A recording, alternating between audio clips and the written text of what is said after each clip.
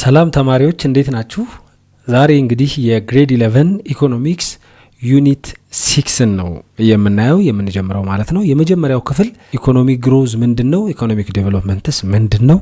ኢኮኖሚክ ግሮዝ እንዴት ይሰላል? እንዲሁም ደግሞ በኢኮኖሚክ ግሮዝ እና ኢኮኖሚክ ዴቨሎፕመንት መካከል ያለውን ልዩነት የምናይበት ፖርሽን ነው የሚሆነው ይሄ የመጀመሪያው ክፍል ማለት ነው። እስቲ በቅድሚያ ኢኮኖሚክ ግሮዝ ምንድነው? ኢኮኖሚክ ዴቨሎፕመንትስ ምንድነው ከሚለው እንጀምራለን። ኢኮኖሚክ ግሮዝ is a unidimensional concept focused on a quantitative increase in countries aggregate output or income. ኢኮኖሚክ ግሮዝ የምንለው ነገር ወይም ደግሞ የኢኮኖሚ እድገት የምንለው ነገር ዩኒዳይሜንሽናል ነው። በአንድ አቅጣጫ ብቻ ነው የሚያየው። በአንድ አቅጣጫ ብቻ ስንል በምን ማለታችን ነው? አውትፑትን ብቻ የሚያይ ነው። አውትፑትን ወይም ኢንካምን ብቻ ነው የሚያየው። የአውትፑትና የኢንካምን ምን መሆን ነው የሚያየው? ምናቸውን ነው የሚያየው ስንል ኳንቲታቲቭ ኢንክሪዛቸውን በቁጥር ጨምረዋል ወይስ አልጨመሩም የሚለውን ነገር ብቻ ነው የሚያየው።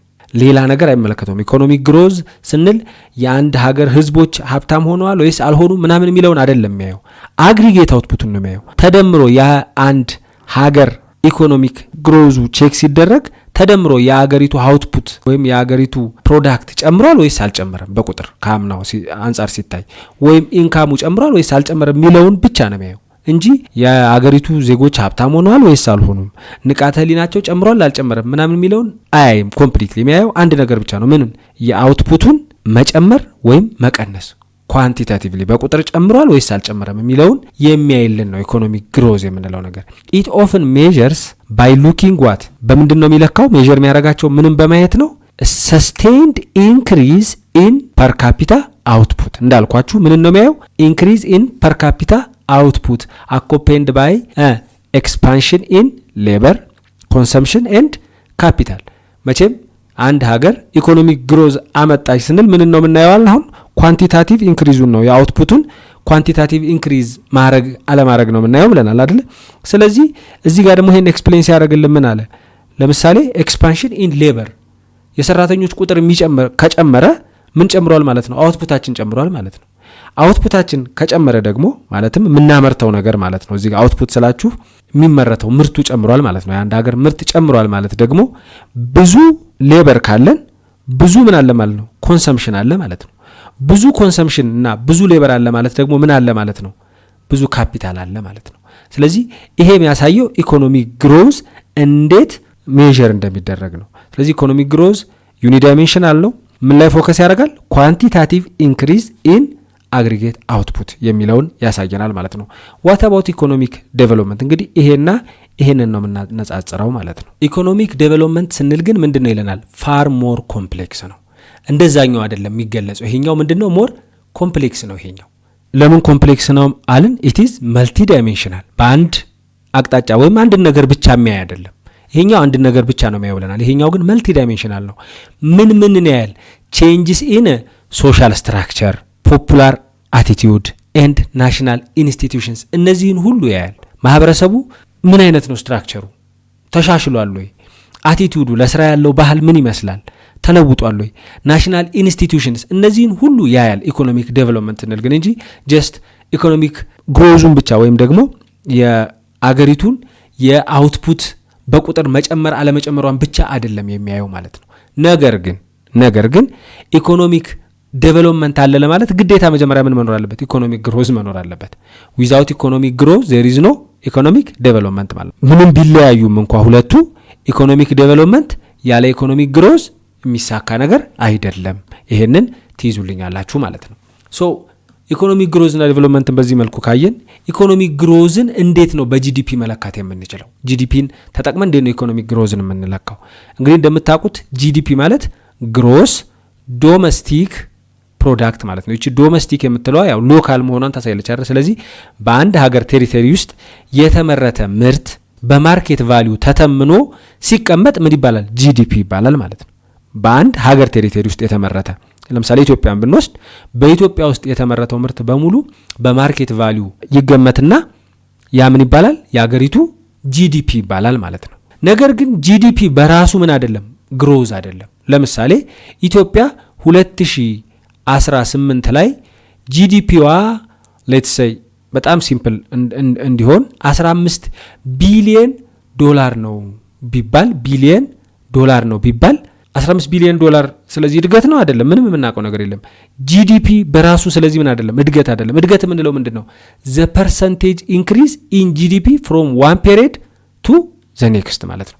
በ2018 እና በ2017 መካከል ያለው ንጽጽር ነው ግሮዝ አለ የለም የሚያስብለን፣ ወይም በ2018 እና በ2019 መካከል ያለ ንጽጽር ነው ግሮዝ አለ ወይም የለም የሚያስብለን እንጂ ራሱ ጂዲፒውን ብቻ አይተን ግሮዝ አለ ወይም የለም ማለት አንችልም ማለት ነው። ምክንያቱም ይሄ 15 ቢሊዮን ምንም አይገልጽም። እድገት ነው ወይስ አይደለም የሚለውን አይገልጽም። ምን ማየት አለብን? ከፊት ያለውን ወይም ደግሞ ቀጣይ ያለውን ማየት አለብን። እድገት ነው ወይስ አይደለም የሚለውን ለማግለጽ ማለት ነው። እንደምታውቁት አንድን ሰው ረጅም ነው ወይም አጭር ነው ለማለት ማነጻጸር ያስፈልገዋል። ስለዚህ ልክ እንደዛ ሁሉ ጂዲፒ በራሱ ምን አይደለም? ግሮዝ አይደለም። ነገር ግን የየአመቱ ጂዲፒ ታይቶ ግሮዝ አለ የለም ማለት ይቻላል ማለት ነው። እንዴት ነው በጂዲፒ ግሮዝ የሚለካው ስንል ጂዲፒን እንዴት ነው ካልኩሌት የምናደርገው? ከረንት ጂዲፒ አሁን ያለውን ጂዲፒ ሲቀነስ አምና የነበረው ጂዲፒ ኦቨር አምና በነበረው ጂዲፒ ሲባዛ በመቶ ግሮዝ ሬቱን በምን ያህል ፐርሰንት አደገ የሚለውን ይነግረናል። ምን ማለት ነው? ለምሳሌ በ2000 የሁለት ዓመት እንውሰድ ዝም ብለን የ2017 የአንድ ሀገር ጂዲፒ 10 ቢሊዮን ዶላር ነው እንበል። 10 ቢሊዮን ዶላር ነው። 10 ቢሊዮን ዶላር 50% ስንት ነው? 5 ቢሊዮን ዶላር ነው አይደለ? እቺ ሀገር በ2018 ያምናውን 50% አደገች በጂዲፒ ማለት ነው። ስለዚህ 50% የ10 ስንት ነው? 5 ነው አይደለ? ስለዚህ በ5 ብታድግ 10 ላይ 5 15 አይደል? 15 ቢሊዮን ዶላር አደገች ሆነ አሁን ጂዲፒዋ ማለት ነው። አሁን ይሄም ጂዲፒ ነው፣ ይሄም ጂዲፒ ነው። ይሄም እድገትን አይገልጽም፣ ይሄም እድገትን አይገልጽም። በሁለቱ መካከል ያለው ንጽጽር ግን በምን ያህል አድጓል የሚለውን ካልኩሌት እንድናደርግ ይረዳናል ማለት ነው። that's why growth is not GDP by itself ያልነው ማለት ነው። ስለዚህ ካልኩሌት ስናደርግ እንግዲህ በስንት ፐርሰንት እንዳደገ አውቀናል አሁን አይደለ? 10 ነበር ወደ 15 መጥቷል። ጂዲፒው 15 ቢሊዮን ሆኗል። በምን ያህል ነው ያደገው ቢባል በ50% ነው ያደገው። ምክንያቱም ከ10 5 ነው የጨመረው። አሁን የ10ን 50% ጨምሯል። እስቲ ካልኩሌት እናድርገው። የዘንድሮ ስንት ነው? 2018 ላይ ነን እኛ ብለን እናስብና አሁን የ2018ቱ ስንት ነው? 15 ሲቀነስ ያምናው 10 ሲካፈል ያምናው ስንት ነው? አሁንም 10 ስንት ይሆናል? ይሄ 15 ሲቀነስ 10 5 ነው። 5 ሲካፈል ለ10 0.5 ነው። 0.5 ሲባዛ በመቶ which is 50% ማለት ነው። ስለዚህ የዚች ሀገር እዚህ ጋር ማንም ትሆን ማን የወሰድናት ሀገር ጂዲፒዋ በ50% አድጓል። ምክንያቱም ከ10 ወደ ስንት መጥቷል? ወደ 15። የአምናውን ስንት ፐርሰንት ስለጨመረ? 50% ስለጨመረ በ50% ግሮዝ አለ ማለት እንችላለን ማለት ነው። ስለዚህ ካልኩሌት የምናደርግበት ፎርሙላችን ይሄ ነው። ኢትስ ሶ ሲምፕል መያዝ ትችላላችሁ። ምን እንዴትም እንደሚገለጽ ሆፕፉሊ ያሳዩዋችሁ ይመስለኛል። እዚህ ጋር ጂዲፒ ስንጠቀም ጂዲፒ ሁለት አይነት ጂዲፒ አለ፣ ሪል ጂዲፒ ኤንድ ኖሚናል ጂዲፒ። ሪል ጂዲፒ የምንለው ኢንፍሌሽን አጀስትድ ቫልዩ ኦፍ ጉድስ ኤንድ ሰርቪስስ ዊች ሪሙቭስ ዘ ሚስሊዲንግ ኢፌክት ኦፍ ራይዚንግ ፕራይስስ። ሪል ጂዲፒ የምንለው ባጭሩ ኢንፍሌሽንን ታሳቢ ያደረገ ጂዲፒ ማለት ነው። ኢንፍሌሽንን ታሳቢ ተደርጎ የተሰራ ጂዲፒ ሲሆን ሪል ጂዲፒ ይባላል። ኢኮኖሚስቶች የሚመርጡት ምን ነው?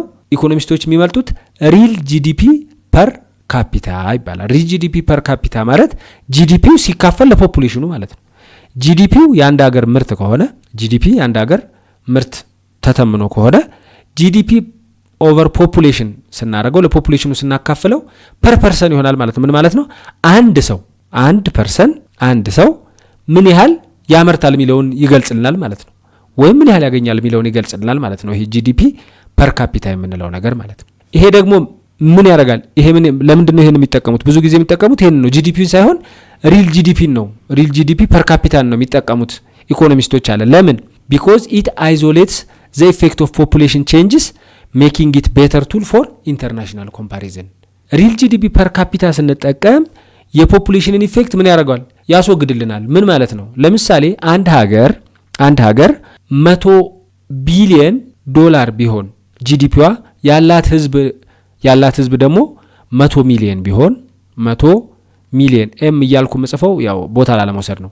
100 ሚሊዮን ቢሆን ህዝቧና 100 ቢሊዮን ደግሞ ጂዲፒዋ ቢሆን ሌላ ሀገር ደግሞ 50 ቢሊዮን ዶላር ሆኖ ካፒታሏ 50 ቢሊዮን ዶላር ሆኖ ካፒታሏ የህዝብ ብዛቷ ደግሞ 10 ሚሊዮን ቢሆን ይታያችሁ፣ ይሄ 100 ሚሊዮን ነው ህዝቡ፣ $100 ቢሊዮን ነው ጂዲፒው። ይሄኛው ደግሞ 10 ሚሊዮን ነው ህዝቡ፣ ካንትሪ ኤ ካንትሪ ቢ እንበለው። ይሄ ደግሞ $50 ቢሊዮን ነው ጂዲፒው። አሁን በዚህ ካየን በጂዲፒ ይሄኛው ትልቅ ጂዲፒ ያለው ይሄኛው ካንትሪ ኤ ማለት ነው። ነገር ግን ህዝቡ የትኛው ህዝብ ነው የተመቸው ብንል ለማወቅ ምን እናደርጋለን? ጂዲፒ ኦቨር 100 ነው የምናደርገው ማለት ነው ፐር ፐርሰን ለማወቅ። ስለዚህ ይሄን 100 ቢሊዮን ሲካፈል ለ100 ሚሊዮን $1000 ይደርሳል። $1000 ፐር ፐርሰን ማለት ነው በሰው። ይሄኛውስ 50 ቢሊዮን ሲካፈል ለስንት ነው? ለ10 ሚሊዮን ነው። ይሄ ግን ስንት ይሆናል ማለት ነው? $5000 ይሆናል ማለት ነው። ስለዚህ ምን ማለት ነው ባጭሩ? ጂዲፒ ህዝቡ ምን ያህል ሪች ነው የሚለውን አይገልጽም። ስለዚህ ብዙ ህዝብ ያለው ብዙ ጂዲፒ ይኖረዋል። ስለዚህ ብዙ ህዝብ ያለው ብዙ ጂዲፒ ስላለው ህዝቡ ተመችቶታል ብለን እንዳንወስድ ምን እናደርጋለን ማለት ነው? ጂዲፒ ፐር ካፒታ እንወስዳለን። ይሄ ደግሞ ምን ያሳየናል? ፐር ፐርሰን ያለውን ስለሚያሳየን ትክክለኛ አናሊሲስ እንድንሰራ ይረዳናል ብለው ስለሚያስቡ ኢኮኖሚስቶች ከሪል ጂዲፒ ይልቅ ሪል ጂዲፒ ፐር ካፒታን ይጠቀማሉ። ስለዚህ ፐር ካፒታ ኢንካም እንለዋለን። በአንዳንድ ጊዜ ፐር ካፒታ ኢንካም ይባላል፣ ወይም ሪል ጂዲፒ ፐር ካፒታ እንለዋለን። ይሄ ለምን ያገለግለናል? ኢት ዩዝድ ቱ ሜዠር ኢፌክት ኦፍ ግሮዝ ኦን ፖፑሌሽንስ ስታንዳርድ ኦፍ ሊቪንግ። ይሄ በሰው ስለሚለካ የህብረተሰቡን ስታንዳርድ ኦፍ ሊቪንግ ለማወቅ ያገለግለናል ማለት ነው። ኳሊታቲቭ አስፔክት ኦፍ ኢኮኖሚክ ዴቨሎፕመንት ምን ላይ ፎከስ ያደርጋል? ምን ላይ ትኩረት ያደርጋል? ኢምፕሩቪንግ ዘ ላይፍስ ኦፍ ኦል ፒፕል ኢን ኤ ካንትሪ ኖት ጀስት ኢንክሪዚንግ ዘ አውትፑት። አውትፑቱ መጨመሩን ብቻ አይደለም። ለምሳሌ አንድ ሀገር አንድ ትልቅ ፋብሪካ ካለ የዛ ፋብሪካ አውትፑቱ በጨመረ ቁጥር የሀገሪቱ ጂዲፒ ይጨምራል። የዛ ፋብሪካ አውትፑት በመጨመሩ ምክንያት የሀገሪቱ ጂዲፒ ጨመረ እንጂ የህዝቡ ኑሮ ተሻሽሏል ማለት ግን አይደለም። የዛ ፋብሪካ ገቢ ሊጨምር ይችላል፣ የዛ ፋብሪካ አውትፑቱ ትልቅ ስለሆነ ማለት ነው። ነገር ግን ሌላው ማህበረሰብ ተጠቃሚ ነው ማለት ነው እንዴ? አይደለም። ስለዚህ ይሄን ደግሞ የምናየው በምንድን ነው? በኢኮኖሚክ ዴቨሎፕመንት ነው። ኢኮኖሚክ ዴቨሎፕመንት ምን ላይ ፎከስ ስለሚያደርግ ኢምፕሩቪንግ ዘ ላይፍስ ኦፍ ኦል ፒፕል ኢን ዘ ካንትሪ እንጂ የሀገሪቱን አውትፑት መጨመር አለመጨመር ብቻ አይደለም ኢኮኖሚክ ዴቨሎፕመንት የሚያየው ማለት ነው። ኢት ኢንቮልቭስ ኳሊታቲቭ ፋክተሮችን ያያል። እንደምን አይነቶቹን? ሰልፍ ስቲምን መቼም በቁጥር አትለኩት ማለት። ስለዚህ ኳሊቲ ነው። ዲግኒቲን፣ ሰው ለራሱ ክብር ይሰጣል ወይስ አይሰጥም? ሪስፔክት፣ እነዚህ ነገሮች ሁሉ የሚያይልማ ነው ኢኮኖሚክ ዴቨሎፕመንት ነው ማለት ነው። ከብዙ ነገር አንጻር ነው የሚሆነው ኢኮኖሚክ ዴቨሎፕመንት ማለት ነው። የጤና ዘርፉ አድጓል ወይ? መንገድ አለው ወይ ህዝቡ? ይሄን ሁሉ ነገር የሚያየው ኢኮኖሚክ ዴቨሎፕመንት ነው። ኢኮኖሚክ ግሮዝ ግን የምንለው የሀገሪቱ ጂዲፒ አድጓል ወይስ አላደገም? ዛሶል እሱን ብቻ ነው ቼክ የሚያደርግልን ማለት ነው። ያ ደግሞ የሀገሪቱ ጂዲፒ አድጓል ማለት የማህበረሰቡ ኑሮ ተሻሽሏል ማለት አይደለም። በሀገሪቱ ውስጥ እሱን አይገልጽም። የሀገሪቱ ኑሮ መሻሻል አለመሻሻል ነው የሚገልጸው ምንድን ነው? ኢኮኖሚክ ዴቨሎፕመንት ነው ማለት ነው። ኤ ካንትሪ ካን ግሮ ሪቸር ኢን ተርምስ ኦፍ አውትፑት ዊዛውት አክቹዋሊ አቺቪንግ ዴቨሎፕመንት ኢፍ ዘ ላይፍ ኳሊቲ ስቴይስ ዘ ሴም። አንዳንድ ጊዜ አንድ ሀገር ሀብታም ልትባል ትችላለች። በምኗ? አውትፑቷ በመጨመሩ፣ ጂዲፒው ትልቅ በመሆኑ ምክንያት። ነገር ግን የህብረተሰቡ ኑሮ ላይ ይሻሻል ይችላል። አሁን እንዳልኳችሁ 5 ባለሀብት ኖሮ የ5ቱ ባለሀብት ድርጅት በጣም ስላመረተ ያ የሀገሪቱን አውትፑት ኢንተርምስ ኦፍ አውትፑት ማለት ነው ሀገሪቱ ሪች ነች ሊያስብል ይችላል። ነገር ግን ሌላው ማህበረሰብ ድሃ እስከሆነ ድረስ፣ ለሌላው ማህበረሰብ የትምህርት ተቋማት ካልተስፋፉ ድረስ፣ ጤና ተቋማት ላይ ስላልተሰራ፣ መንገድ ካልተሰራ ላይፍ ኳሊቲ አይስተካከልም። ስለዚህ ያቺ ሀገር ኢኮኖሚካሊ ዴቨሎፕ ናት አይባልም። ነገር ግን ኢኮኖሚካሊ ግሮዝ ሊኖር ይችላል ማለት ነው። ይሄን ማየት ትችላላችሁ ማለት ነው። ግሮዝ እና ዴቨሎፕመንት የሚለው ኮንሰፕት ላይ ኢንዲኬተርስ ኦፍ ዴቨሎፕመንት ኢንክሉድ ምን ናቸው? ዴቨሎፕመንትን የሚያመለክቱ ነገሮች ሊትሬሲ፣ ትምህርት ማለት ነው። የተማረ ኃይል መብዛት አለመብዛት ሊትሬሲን ይገልጻል። ሄልዝ፣ ኒውትሪሽን፣ በጤና የመቆየት ሎንጊቪቲ፣ እነዚህ ሁሉ ምንን ያሳያሉ? ኢኮኖሚክ ዴቨሎፕመንትን ያሳያሉ። አንድ ሀገር ዴቨሎፕመንት ላይ ናት ወይስ አይደለችም የሚለውን ነገር የምንለካው እነዚህን አይተን ነው። እነዚህን አይተን አንድ ሀገር አድጋለች ወይስ አላደገችም የሚለውን እናያለን እንጂ ኢኮኖሚክ ግሮዝ ብቻ ታይቶ አንድ ሀገር ዴቨሎፕ ናት አይባልም። ኢኮኖሚካሊ ግን አንድ ሀገር አድጋለች ሊባል ይችላል ማለት ነው። በመጨረሻም ከኦብጀክቲቫቸው አንጻር ኮምፔር ስናደርግ ግሮዝ ምን ላይ ነው ፎከስ የሚያደርገው? ኢንካምና ፕሮዳክሽን ላይ ብቻ ፎከስ ሲያደርግ፣ ዴቨሎፕመንት ግን ምን አድሬስ ያደርጋል? ቴክኒካል ኤንድ ኢንስቲቱሽናል አሬንጅመንት ሃው ዌልዝ ዲስትሪቢዩትድ፣ እንዴት ነው ሀብት የተከፋፈለው? ይሄ ማለት ምን ማለት ነው? ይላችሁ እዚህ ጋር ምን ያህል ሀገሪቷ ኢኮኖሚካሊ ግሮ አድርጋለች፣ ምን ያህል ጂዲፒዋ ጨምሯል የሚለውን ሊነግረን ይችላል። ይሄኛው ሀብቱ ግን በትክክል ካልተከፋፈለ ህዝቡ ድሃ ይሆናል ማለት ነው አይደል? ሌላው የሀብቱን በትክክል መከፋፈል ቼክ የሚያደርግልን ማን ነው? ዴቨሎፕመንት ነው ማለት ነው። ሀብቱ በትክክል ተከፋፍሎ ከሆነ ማህበረሰቡ የጤና ተቋማትም እንደ ልቡ ማግኘት አለበት፣ ትምህርት በደንብ ተደራሽ መሆን አለበት፣ ትራንስፖርት እንደ ልብ መገኘት አለበት። ይሄ ተሟልቷል ማለት በአጭሩ የሀገሪቱ ሀብት ዲስትሪቢዩት ሆኗል፣ ዌልዙ በትክክል ዲስትሪቢዩት ሆኗል ማለት ነው። ይሄ ዴቨሎፕመንትን ይገልጻል ማለት ነው። ግሮዝ ግን ምን ላይ ነው ፎከስ የሚያደርገው? ኢንካሙ ወይም ይሄ ፕሮዳክሽኑ የሀገሪቱ ጨምሯል ወይስ አልጨመረም የሚለውን ብቻ ነው የሚያሳየው ማለት ነው። ዘ አልቲሜት ጎል ኦፍ ዴቨሎፕመንት ኢዝ ቱ ክሬት አን ኢነብሊንግ ኢንቫይሮንመንት ፎር ፒፕል ቱ ኢንጆይ ሎንግ ሄልዚ ኤንድ ክሪኤቲቭ ላይፍ። በቃ ይሄ ነው የዴቨሎፕመንት ግቡ፣ እነዚህን ነገሮች ማሟላት ነው። ምን ሎንግ ሄልዚ እና ክሪኤቲቭ ላይፍ እንዲኖረው ነው ሰው። ዴቨሎፕመንት ግቡ ይሄን ማሳካት ነው። ግሮዝ ግን የጂዲፒው ማደግና አለማደግ ብቻ ወይም ኢንካም ወይም ፕሮዳክሽን መጨመር አለመጨመሩን ብቻ ነው የሚያየው ማለት ነው። እስቲ የዛሬውን ክላስ ምን ያህል እንደተረዳችሁ ለማወቅ የተወሰኑ ጥያቄዎችን እንስራ። which of the following best describes economic development? ኢኮኖሚክ ዴቨሎፕመንት በደንብ የሚገልጸው የትኛው ነው? ኤ ሲምፕል ኳንቲታቲቭ ሲል ማቆም እንችላለን። ለምን? ዴቨሎፕመንት ኳሊታቲቭ ስለሆነ። ኳንቲታቲቭ ኢንክሪዝ ኢን አግሪጌት አውትፑት፣ ይሄ ኢኮኖሚክ ምንድነው? ግሮዝ ነው። the total market value of goods produced in 1 year the total market value of goods produced in 1 year በአንድ ሀገር ውስጥ ከሆነ ምን ይባላል ብለናል? ጂዲፒ ነው የምንለው እንጂ ይሄ ኢኮኖሚክ ዴቨሎፕመንት አይደለም። a multi dimensional process involving social institutional and economic changes ይሄን የሚያሳየን ማን ነው? ኢኮኖሚክ ዴቨሎፕመንት ነው። ሲ is the answer ማለት ነው። the percentage increase in GDP from 1 year to the next still economic growth ነው ማለት ነው። ሁለተኛ what is the primary reason economists use real GDP rather than nominal GDP? ምን ብያችኋለሁ ቅድም? ከኖሚናል ጂዲፒ እና ሪል ጂዲፒ መካከል ያለውን ልዩነት ነግሬያችሁ ነበር። ግሮዝን ለመለካት ሪል ጂዲፒን ይጠቀማሉ ከኖሚናል ጂዲፒ ይልቅ። ለምን? ምን ስለሚያካትት ብለናል? ሪል ጂዲፒ ኢንፍሌሽንን ኮንሲደር ስለሚያደርግ ብለን አይደለ? ስለዚህ እሱን መፈለግ ነው እዚህ ውስጥ። ኢት ኢንክሉድስ ዘ ኮስት ኦፍ ኢንተርሚዲየት ኮንሰምፕሽን አይደለም። ኢት ሪሙቭስ ዘ ኢፌክት ኦፍ ራይዚንግ ፕራይስስ ወይም ኢንፍሌሽን። ይሄንን ኮንሲደር ስለሚያደርግ ነው ሪል ጂዲፒን የሚመርጡት ኢኮኖሚስቶች ማለት ነው። ሶስተኛ ኢፍ ኤ ካንትሪስ ጂዲፒ ወዝ 100 ሚሊየን ይኸውላችሁ 100 ሚሊየን ዶላር ቢሆን በአንድ ዓመት እና በቀጣዩ 110 ሚሊየን ቢሆን ዋት ኢዝ ዘ ጂዲፒ ግሮዝ ሬት? በምን ያህል ነው ያደገው ጂዲፒው? ስንት ነበር? 100 ሚሊየን ዶላር ነበር። ወደ ማን ሄደው? ወደ 110 ሚሊየን ዶላር ነው ሄደው። ስለዚህ በምድሮ ካልኩሌት የምናደርገው የዘንድሮ ስንት ነው? ወደ 110 ነው አይደል የመጣው። ስለዚህ 110 ሲቀነስ 100 ሲካፈል ለ100 ማለት ነው ስንት ማለት ነው? 10 ሲካፈል ለ100 ይሄ ማለት 0.1 ማለት ነው። ሲባዛ በ100 መጨረሻ ላይ ያለችን አይደለ እዚህ ጋር ያልጻፍኳት በ100 ስናባዛው 10% ማለት ነው። ግልጽ ነው አይደለ? በስንት ነው ያደገው? በ10 ከ100 ወደ 110 ሲመጣ በ10 ነው ያደገው። 10 ደግሞ የ100 ስንት ፐርሰንት ነች? 10%. ሶ the answer is C ማለት ነው። ላስት ኩዌስችን ኢኮኖሚክ ዴቨሎፕመንት ፎከስስ ኦን which of the following? ምን ላይ ነው ፎከስ የሚያደርገው? ኦንሊ የሚል ነገር ካያችሁ ሞስትሊ ያው ጥያቄዎች መልስ አይሆንም። ኦንሊ የሚል ቃል ካለ ኤኒሃው ኦንሊ ዘ ኤክስፓንሽን ኦፍ ዘ ሌበር ፎርስ ይሄንን ነው ፎከስ የሚያደርገው። ዘ ኤክስፓንሽን ኦፍ ሌበር ፎርስ ላይ ነው አይደለም። ሰልፍ ስቲም፣ ዲግኒቲ፣ ፍሪደም ኦፍ ቾይስ እነዚህን ሁሉ ነገሮች ላይ ፎከስ ያደርጋል። ሰልፍ ስቲም፣ ዲግኒቲ እና ፍሪደም ኦፍ ቾይስ ላይ። ኢንክሪዝ ዘ ቮሊዩም ኦፍ ትሬድ ኦንሊ የሚል ቃል እንደነገርኳችሁ አፍራሽ ነው። ማክሲማይዚንግ ካፒታል ሪጋርድለስ ኦፍ ፖቨርቲ ሌቭልን ካፒታልን ብቻ ማክሲማይዝ ማድረግ ፖቨርቲ ሌቭልን ድሃው ምን ላይ ነው ያለው የሚለውን ምንም ማያይ ጭራሽ ካፒታሉ መጨመር አለመጨመሩን ብቻ ይሄ ኢኮኖሚክ ዴቨሎፕመንት እንደዚህ አይደለም ብለናል። ስለዚህ እንግዲህ ኢኮኖሚክ ግሮዝ ምንድነው? ኢኮኖሚክ ዴቨሎፕመንት ምንድነው? የሁለቱ መካከል ያለው ልዩነት አይተናል። በፓርት 2 ሰፋ አድርገን ሌሎች ነገሮች እናያለን እንደ ፕሮዳክቲቪቲ እና ሂውማን ዴቨሎፕመንት ኢንዴክስ HDI የሚሉትን የምናይ ይሆናል በፓርት 2። የዛሬውን ክላስ በዚሁ እንጨርሳለን። መልካም ጥናት።